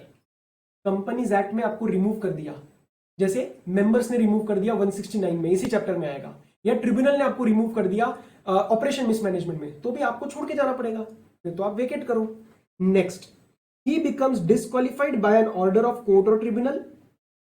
और F, he is convicted by a court of any offense, whether involving moral turpitude or otherwise, and sentenced in respect thereof to imprisonment for not less than 6 months. आपके दिमाग में query आ चुकी है already, मेरे को पता है सर, ये E और F तो 164 में पढ़ लिया हमने, ये यहां दोबारा क्यों कह रहे हो? ना प्लीज अंडरस्टैंड, ये दोनों चीजें जब 164 में आई तो हमने सिर्फ इतना बोला कि ये डिस्क्वालिफाइड है. 167 में मैं बात करूंगा कि एक्चुअल में छोड़ के कब जाने वाला है, वेकेट कब करेगा.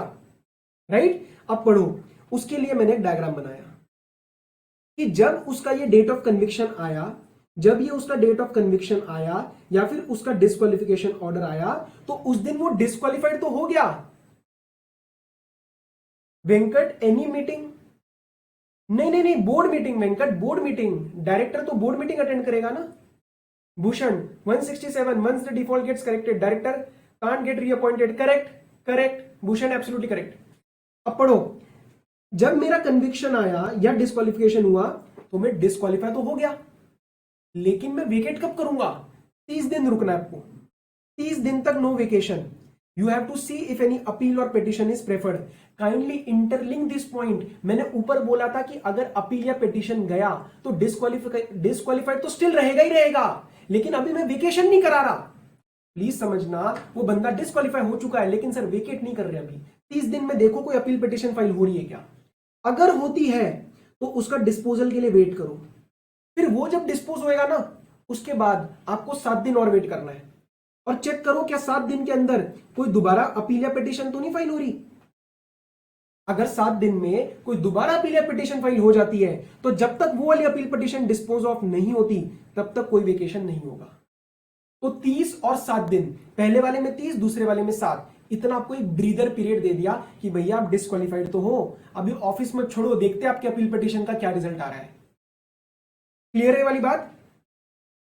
बस इतना मुझे कंफर्मेशन दे दो please.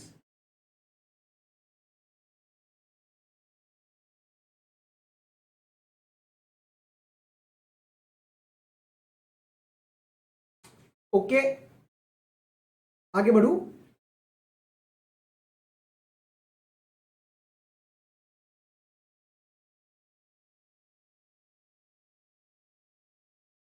Clear clear clear, very good. ठीक है सर, एच क्लॉज कर रहे हैं.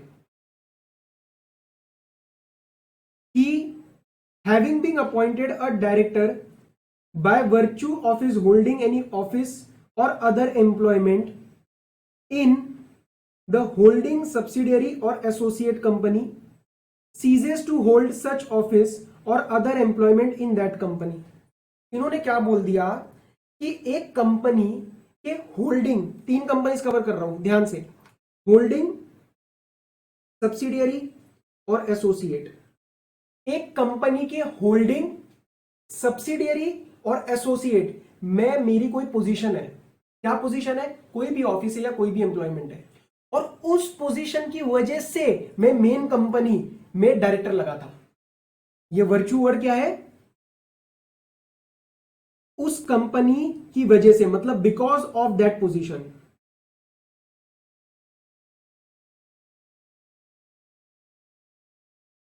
So because of that position में इस कंपनी में डायरेक्टर लगा, और जिस पोजीशन की वजह से लगा था ना, वो पोजीशन चली गई, वो पोजीशन हट गई। तो वो पोजीशन ही हट गई जिस, और उसकी वजह से आप यहां पे डायरेक्टर थे, तो ये डायरेक्टर की पोजीशन, ये जो डायरेक्टर की पोजीशन है, ये भी तो चली जाएगी, राइट?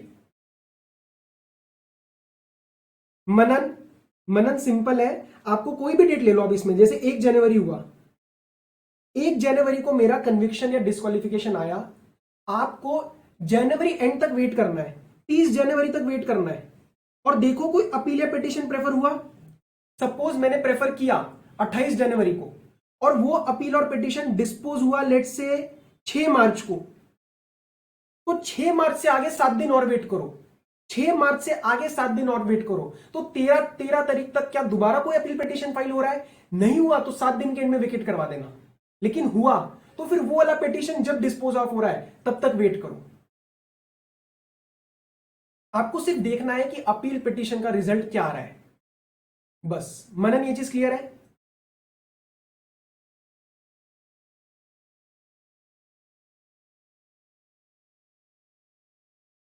ओके ओके, मनन एक बार प्लीज कंफर्म कर दो फटाफट।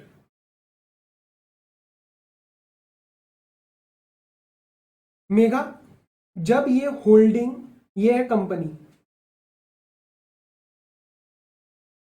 ठीक है, ये है होल्डिंग कंपनी, ये है एसोसिएट कंपनी, और ये है subsidiary company. Suppose S limited में मैं सीईओ हूं, और मुझे इस पोजीशन की वजह से ए लिमिटेड में डायरेक्टर लगाया गया है, कुछ मेरा कॉन्ट्रैक्ट था, जो भी था, वॉट एवर इट इज, और ये सीईओ की पोजीशन से मुझे आज हटा दिया गया, वेकेट। तो बिकॉज ये वाली पोजीशन वेकेट हो गई, आज मुझे ये वाली पोजीशन भी वेकेट करनी पड़ेगी। यस, एच एच पॉइंट मैंने दोबारा समझाने की अलग तरीके से कोशिश करी है। जुगल, mega, is it clear?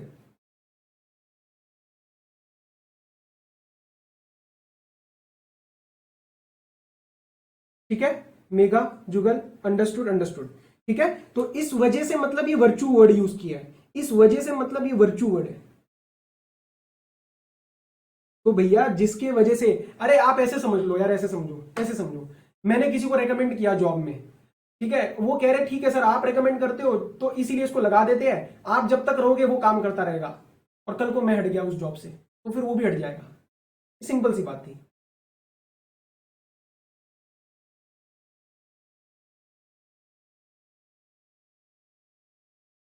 Correct correct correct.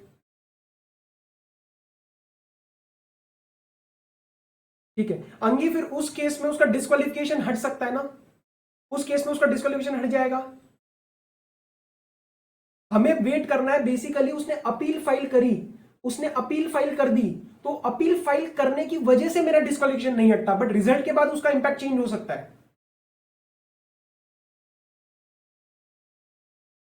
ठीक है, आगे बढ़े।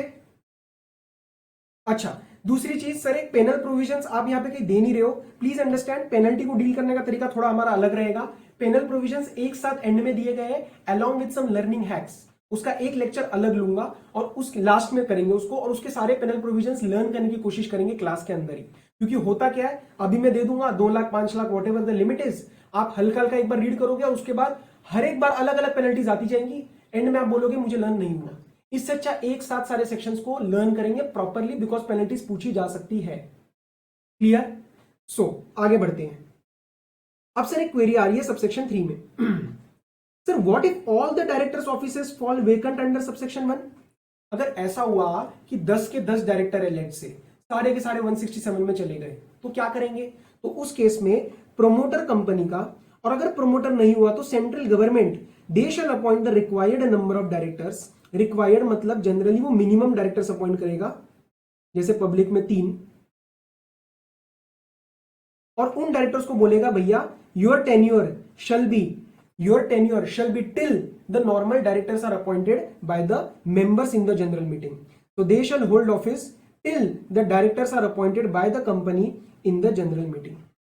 तो जब तक नए डायरेक्टर्स नहीं अपॉइंट होते आप काम करो ना जरा, राइट?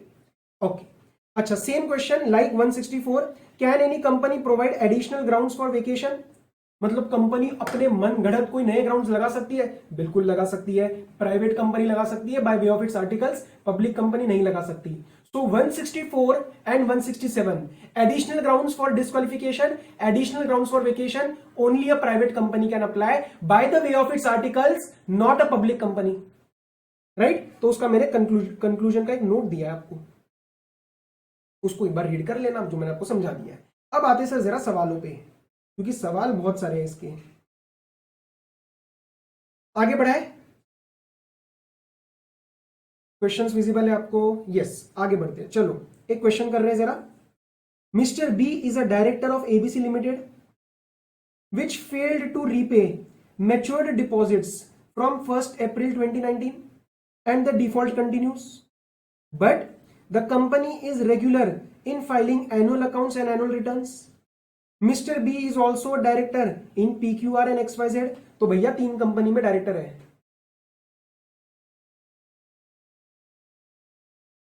यस हर्ष, अगर उसका डिस्क्वालिफिकेशन वाला क्लॉज हट जाता है, जैसे कुछ भी जो भी हम क्लॉज में उसको हटा रहे थे वो अगर ठीक हो जाता है तो दोबारा आ सकता है, वो कोई दिक्कत नहीं है, प्रोवाइडेड वो 164(2) में ना फंसा हो, क्योंकि उसमें 5 साल की डिस्क्वालिफिकेशन है.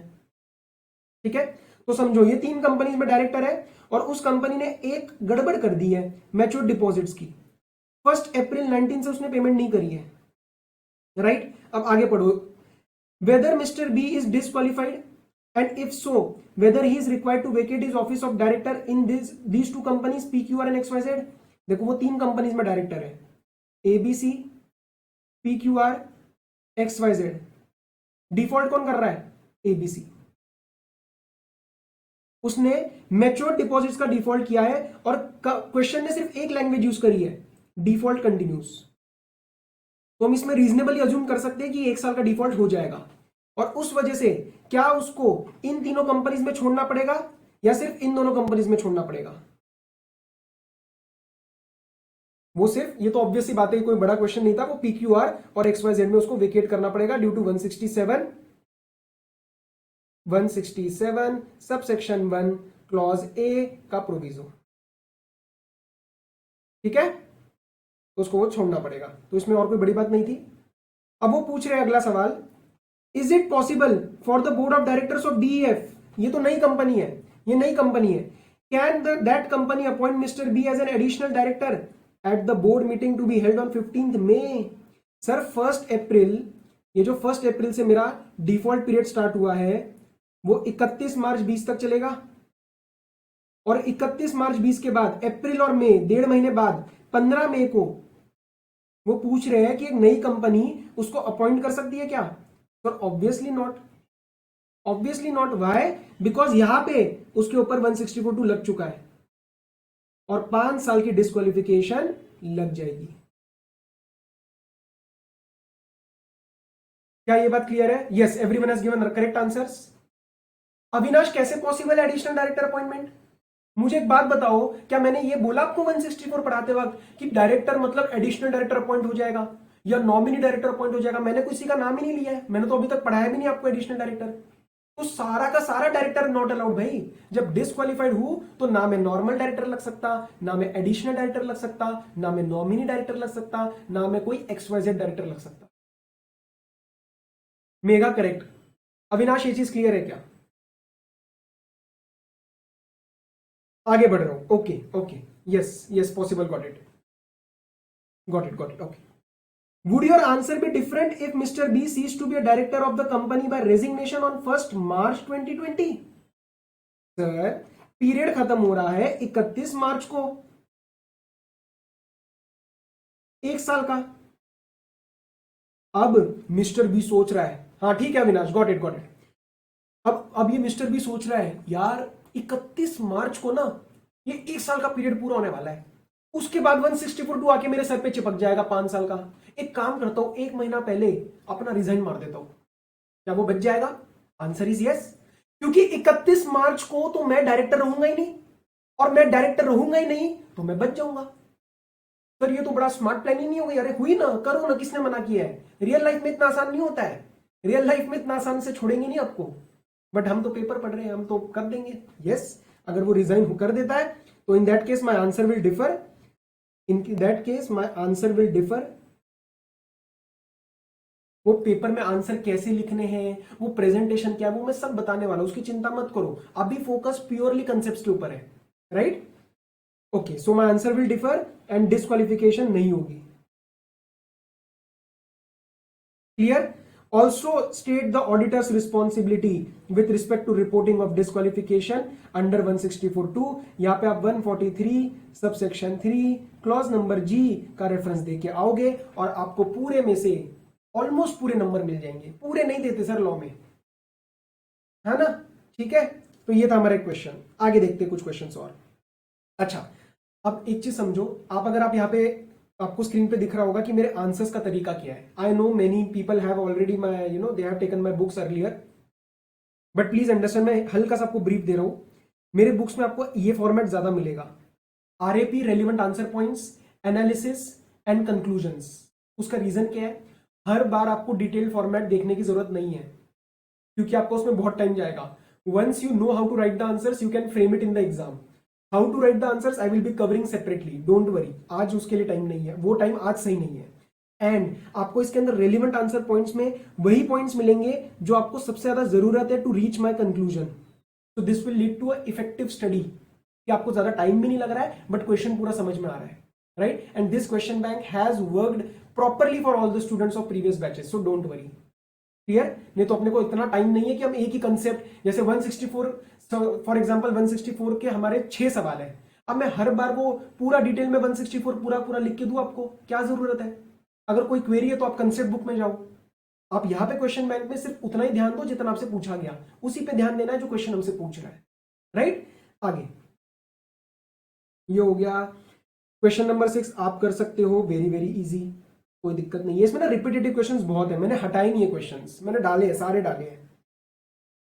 अच्छा, एक सवाल मैं आपसे करा रहा हूं, आ जाओ।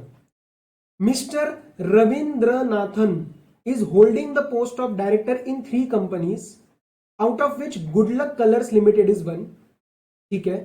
For the financial year ended 31st March 15, the company failed to pay the interest on loans taken from a financial institution, and it also failed to pay matured deposits.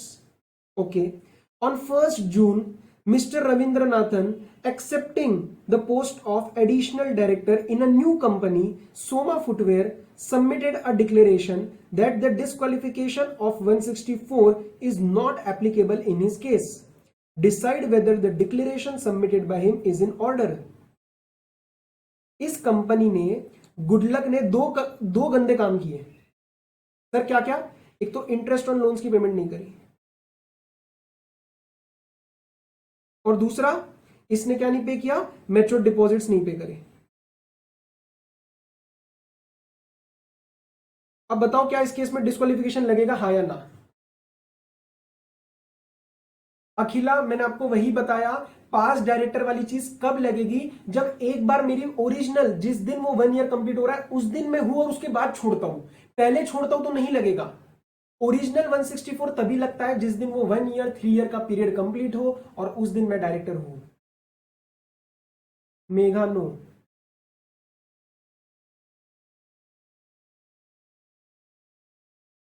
Okay okay okay. अच्छा, कई जने, ठीक है ठीक है, yes yes yes. देखो इसके अंदर एनालिसिस थोड़ा सा इंपॉर्टेंट है, ध्यान से समझो।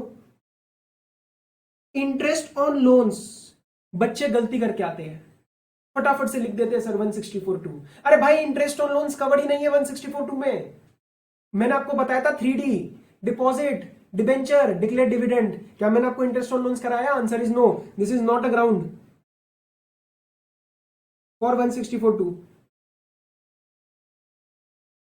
और बात आती है मैच्योर डिपॉजिट्स की, तो उसमें हमें अजम्पशन लेना पड़ेगा, क्योंकि यहां पे उन्होंने 1 साल वाली बात एग्जैक्टली बोली नहीं है। You have to give alternative answers, because we don't know if period of 1 year expired or not. Manan, loan और डिबेंचर आपको बताया जाएगा, लोन होता है नॉर्मल पैसा आया और उसके ऊपर ब्याज पे किया। डिबेंचर में जब पैसा आता है मैं उसको डिबेंचर्स इशू करता हूं, सिक्योरिटी इशू करता हूं डिबेंचर की, तो आपको पेपर में बोला जाएगा लोन और डिबेंचर, आप लोन को डिबेंचर नहीं मान सकते।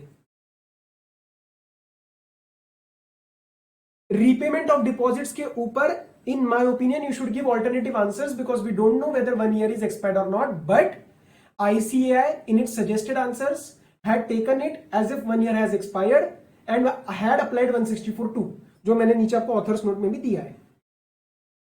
क्वेश्चन क्लियर है? आगे बढ़ सकते हैं? Yes sir. ये वाला आपको नहीं करना यहाँ पे, ये वाला भी नहीं करना, बहुत रिपीटेटिव क्वेश्चन है इसमें यार, बहुत रिपीटेटिव। अच्छा एक क्वेश्चन मैं करा रहा हूं। Question: In general meeting of X Limited held on 4th May 2019, Mr. A was appointed as a director. ठीक है?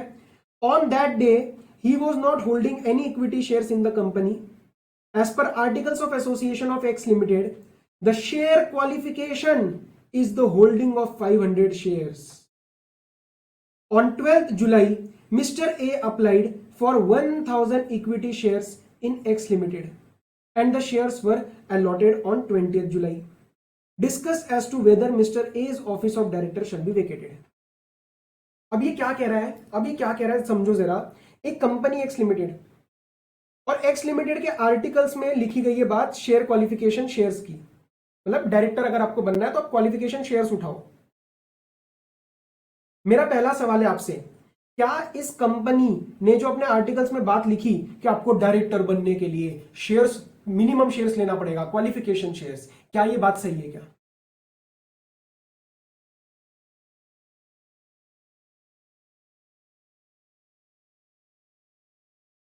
जल्दी से बताओ।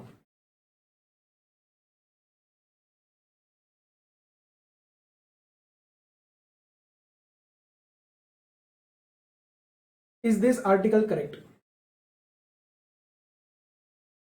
वेरी गुड श्वेता, रेनू, हर्ष, अविनाश, यार बढ़िया बच्चे मिले इस बैच में, बहुत बढ़िया, सारों ने सही जवाब दिया है। This is absolutely wrong. Why? Because sir this is a public company, this is a public company and public company cannot say any kind of disqualification criteria apart from 164। तो आप यहाँ पे क्या लिख के आओगे? This is a public company, और इस केस में ये चीज पॉसिबल ही नहीं है, एंड हेंस मिस्टर ए, क्या नाम है हमारे इसमें, mister A, he is not disqualified regardless of the fact that he does not hold any shares. Right? Absolutely. Priyadarshini, Srividya, Nikita, धन्या, अंशुल, अविनाश, रेनू, हर्ष, सबने सही दिया। Very good. अरे यार आपको समझ आ रहा है, थोड़ा हैंग आ रहा है, चीजें समझ में आ रही है आपको, गुड। हाँ, अब मुझे ये क्वेश्चन कराना है आपसे। ये क्वेश्चन क्या, मैं इसमें आपको पॉइंट बता देता हूं। यहां पे ना 164(2) का डिस्क्वालिफिकेशन होता है, और उसमें उन्होंने स्पेसिफिक पार्ट पूछा है, what would be your answer in case Mr Vikram is a nominee director of a public financial institution. Now let me tell you this particular point कि उन्होंने ये चीज क्यों पूछी। कंपनीज एक्ट 1956 में एक सर्कुलर आया था जिन्होंने बोला कि 164(2) का डिफॉल्ट जो है और उसका जो डिस्क्वालिफिकेशन है वो पब्लिक फाइनेंशियल इंस्टीट्यूशन के नॉमिनी डायरेक्टर्स पे नहीं लगेगा। कंपनीज एक्ट 2013 में ऐसा कोई सर्कुलर नहीं है, बट आईसीआई मानता है कि क्योंकि पुराने वाले एक्ट में था तो नए वाले एक्ट में भी लगाओ। इसीलिए उन्होंने आंसर दिया कि इन that case Mr Vikram will not B disqualified under 164(2). ये बात थोड़ी सी आपको लर्न करनी है क्योंकि ये स्पेसिफिक पॉइंट है, अपने को नंबर चाहिए at the end of the day. तो यहाँ पे हम अपना दिमाग साइड रखेंगे और आईसीआई का आंसर फॉलो करेंगे। राइट? ये एक स्पेसिफिक पार्ट है जो मुझे आपसे डिस्कस करना था। 12th इजी, 13 मुझे आपको नहीं कराना, 14th। अच्छा, अब यहाँ पे ना जब आप घर पे 14th करोगे तो आपको एक डाउट आ सकता है, ये क्या लिखा है, स्मॉल शेयर होल्डर डायरेक्टर। अरे भाई, ये जो डायरेक्टर वाली बात पड़ी ना 164 वाली, ये सारे टाइप्स ऑफ डायरेक्टर पे लग रही है। तो चाहे वो स्मॉल शेयर होल्डर डायरेक्टर हो, चाहे वो एडिशनल डायरेक्टर हो, चाहे वो नॉमिनी डायरेक्टर हो, चाहे वो रोटेशनल डायरेक्टर हो, चाहे वो नॉन रोटेशनल डायरेक्टर हो, कुछ भी हो लगेगा। तो आप ये देख के कंफ्यूज मत होना, this is immaterial. Answer this question just like 164। You don't have to analyse SSD तो क्या करना है, कुछ नहीं करना, कुछ भी अलग नहीं करना। राइट? आगे। हाँ, अब ये क्वेश्चन मेरे को आपको कराना है। मिस जय Shivta is a qualified chartered accountant and is known for her in-depth knowledge of the corporate and economic laws. She is a woman director in PQR Limited. Woman director अभी आना है. निकिता, पुराने कंपनीज एक्ट में एक circular था जो कहता था कि एक बंदा अगर नॉमिनी है नॉमिनी डायरेक्टर है of a public financial institution तो उसके ऊपर 164(2) नहीं लगेगा. सेम टू सेम बात अपने को कंपनीज एक्ट 2013 में भी लगानी है क्योंकि आईसीआई ने बोला है. तो ये स्पेसिफिक लर्न करना है कि if nominee director of PFI 164(2) not applicable. ठीक है, आगे पढ़ो. She is a woman director. Due to her tight preoccupation, she could not attend any board meetings of the company for a period of 12 months. सुनते ही दिमाग में घंटी बज जानी चाहिए कि सर 167 लग गया. आगे दो she has taken leave of absence. मैं बोलूंगा भाई तू कुछ भी कर, चाहे तू लीव ऑफ एब्सेंस ले, हमें फर्क नहीं पड़ता. राइट, डिस्क्वालिफाइड तो रहेगा. नाउ disqualified मतलब vacate. Now, despite the fact that though under 167(1)(b) of the Companies Act, her office of directorship gets vacated, nevertheless, मतलब ignoring, due to her professional competency, the board wants to keep Miss Jay Shivta's directorship in the company and hence proposes to waive the event of absence or condone her absence from attending the board meeting. Company का board कह रहा है कि इस हमारे madam साहब ने, क्या नाम है, मिस जय शिवता, इन्होंने ना 12 महीने कोई मीटिंग नहीं अटेंड करी. बट कोई बात नहीं, बहुत प्रोफेशनल कैपेसिटी वाली मैडम है तो हमें तो ये डायरेक्टर की तरह कंटिन्यू करवानी है. वहां से कंपनीज एक्ट उठ के आएगा, कहेगा भाई क्या हो रहा है ये. मैंने 167 सबसेक्शन 1 क्लॉज नंबर बी में बोल दिया ना कि 12 महीने अगर आप मीटिंग अटेंड नहीं करोगे तो आपको उस दिन फेयरवेल पार्टी रखवा के वेकेशन कराना पड़ेगा. तो चाहे बोर्ड का कुछ भी मन हो 167(1)(b) लगेगा और बोर्ड इस केस में कॉन्डोन नहीं कर सकता. बोर्ड का अंदर से क्या मन कर रहा है हमारे लिए इररेलेवेंट है. कल को तो बोर्ड कुछ भी अपने मन के हिसाब से काम करना स्टार्ट कर देगा. तो क्या इस केस में वेकेशन होगी? Answer is yes. क्या इस केस में बोर्ड का जो विश है वो फुलफिल होगा? आंसर इज नो, क्योंकि 167 लगेगा. Absolutely correct. Angi, Snehal, Megha, everyone is absolutely correct. Good. Provisions के अगेंस्ट नहीं जा सकते. ग्रेट. ये हो गया. इसमें कोई दिक्कत नहीं आएगी आपको.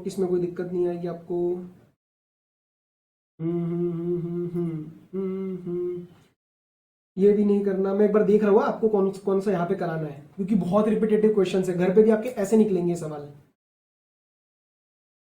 मैंने एक चीज रिपीट कर रहा हूं, पोस्ट को मत देखना. एडिशनल है, नॉमिनी है, कुछ नहीं. 164 सब पे लगता है, जो भी डायरेक्टर है. तो पोस्ट को मत देखना.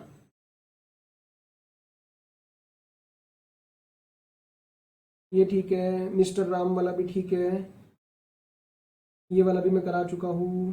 रिजाइन वाला भी करा चुका हूं. बहुत रिपीटेटिव है यार इसमें ना. ओके, 164 के मुझे और नहीं कराने. अब 165 पे आना है. लेकिन मैं सोच रहा हूं आपको 2 मिनट ही बचे, ब्रेक दे दूं क्या नहीं दूं.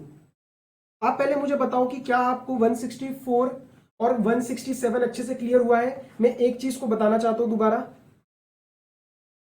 Sir, once vacated the director can never be reappointed. नहीं देवेश, हो सकता है वेकेशन के बाद अगर उसने काम सही से कर दिया, अपना डिस्क्वालिफिकेशन का रीजन ठीक कर दिया, तो वो आ सकता है. बट रियल लाइफ में ऐसा नहीं होता है. वेकेट करने के बाद फिर वो हमारा प्रैक्टिकली वो चीज धब्बा लग जाता है ना हम पे, तो वो चीज नहीं हो पाती है. अच्छा, मैं बस एक चीज क्लैरिफाई कर दूं. हमने अभी 2 सेक्शन पढ़े, 164 और 167. 164 कहता है क्वालिफाइड और नॉट. 167 कहता है कि तू आज ऑफिस में है और ऑफिस से तुझे वेकेट कब करना पड़ेगा. 164 में हमने 2 भाग पढ़े, 164 सबसेक्शन 1 और 164 सबसेक्शन 2. 164 सबसेक्शन 1 में हमने स्पेसिफिकली बात करी डायरेक्टर की गलतियां,